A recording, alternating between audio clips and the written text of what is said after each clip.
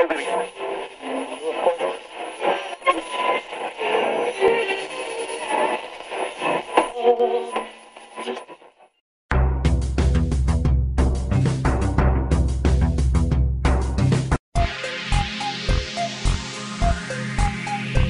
suis habitué dans les débats à ce qu'on me dise « Ah, vous êtes pour l'économie de marché, n'est-ce pas, monsieur Mélenchon ?» J'espère que je dise non, ce qui me ferait définitivement passer pour un fou, parce que tout le monde se dit « Ah bah oui, à part l'économie de marché, qu'est-ce qu'il peut bien y avoir ?» Sauf que personne n'a l'air de se rendre compte que tout est une économie de marché. Le troc, c'est une économie de marché. Et même le Gosplan, c'est une économie de marché, complètement déformée par le régulateur, mais ça reste une confrontation des moyens avec des besoins. Donc, il faut aller au-delà des mots pour en comprendre les mécanismes. Alors, qu'est-ce que le capitalisme? Un vaste système de plomberie. Vous avez dedans circule une masse de signes monétaires et en même temps, il y a une masse de production. Et la masse des signes doit correspondre à peu près à la production avec une petite anticipation parce qu'il y a une masse de crédit.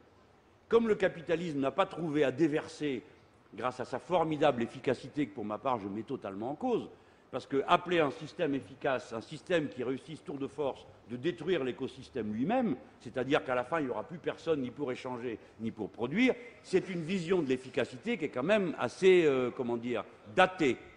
Hein, datée. Donc ce n'est pas un système efficace. C'est un système inefficace, violent, et qui produit un tas de choses inutiles en oubliant de produire les choses utiles, qui les distribue tellement mal que la plupart du temps nous sommes dans des crises de surproduction, raison pour laquelle le capitalisme a inventé une économie de la dette qui a fini par tout faire tomber à genoux, et notamment aux États-Unis. On a prêté, y compris à ceux qui ne pouvaient pas rembourser, on a vendu leurs titres pourris partout, il y en a de tous les côtés, et vous avez un rapport entre la masse, pour parler de la plomberie de tout à l'heure, la masse des signes monétaires et la masse de la richesse réelle produite. Si vous courez tous chercher votre argent à la banque pour avoir des billets, d'abord vous n'en aurez pas, mais si ça se faisait et que vous couriez avec tout votre argent sur la terre entière pour dire « moi je n'ai plus confiance dans tout ça, je veux acheter ça à 2 €, hein, parce que c'est la somme folle que ça coûte, grâce à l'euro, 2 €, 18 balles une bouteille de flotte, qui contient 20% de dette, 15% de publicité pour vous la faire boire, et après vient la flotte. C'est le système efficace dont on a parlé tout à l'heure. Vous êtes sûr que c'est à cause de l'euro? Bon. Ah ben, non, mais je ne vais pas me risquer à dire que l'euro n'a pas fait augmenter les prix. Nous savons tous qu'ils n'ont pas augmenté du tout. Non, mais là, n'allez pas trop loin quand même. Hein. Ça suffit, votre truc xénophobe, là. Bon.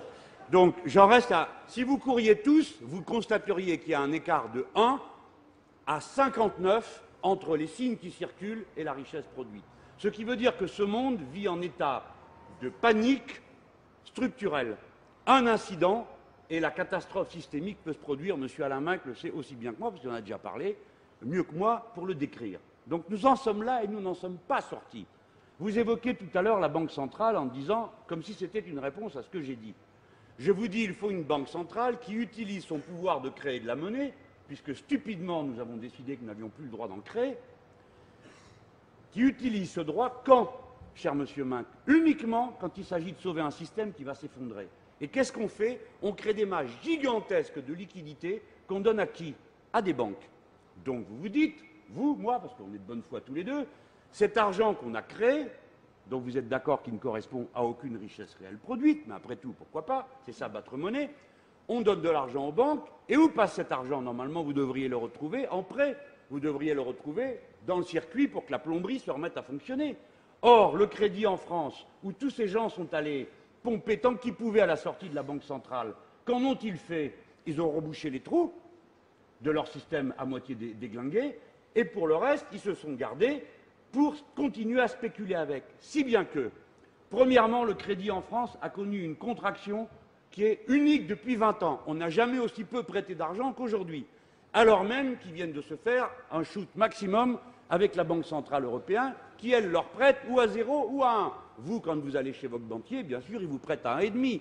Il fait une ponction raisonnable, n'est-ce pas? Combien? Combien? 4, 4,5, 5 pour acheter un logement. Eh ben oui, ben alors, c'est que j'ai pas le bon banquier, vous me direz lequel. Il y a un monsieur qui dit non, c'est pas vrai. Ben dites-moi où je peux trouver à 3% aujourd'hui, qui seraient 2 points qu'ils auraient gagnés par rapport aux points que leur a donné la Banque centrale. Vous savez, c'est pas parce qu'on est de gauche qu'on ne sait pas faire des comptes. Donc, On a mis une masse de pognon, on a mis une masse d'argent dans le système qui ne revient pas sur la consommation et la production, monsieur Minc. C'est ça le problème. Or, ils ont été incapables de mettre cette même masse quand on leur disait « c'est comme ça que vous allez faire un amortisseur des écarts d'inégalité ». Si cet argent avait été prêté pour des fonds structurels qu'on aurait déversés sur les pays qui rentraient 10 d'un coup dans l'Union européenne, où on aurait fait avec des routes, des hôpitaux, des écoles, des voies de chemin de fer, les grands axes ferroutages dont on a besoin à travers l'Europe. Si on avait fait ça, on créait des milliers de choses réelles, avec des emplois réels. On n'a rien fait de tout ça. On a étranglé tout le monde en disant « vous n'avez qu'à vous endetter pour vous en sortir, achetez-vous vous-même votre logement, payez-vous vous-même votre bagnole, et ainsi de suite. » L'économie de la dette. Donc ne dites pas, monsieur Minc, que grâce à ce système, c'est la preuve que ce que je dis n'est pas vrai. C'est la preuve que ce que je dis est vrai. C'est l'inverse. Cette dimension écologique, vous ne la prenez jamais en compte. Je vous donne un exemple d'une production précise parce que je m'intéresse à l'industrie. Moi, je n'ai jamais cru à toutes ces balivernes sur l'économie de service.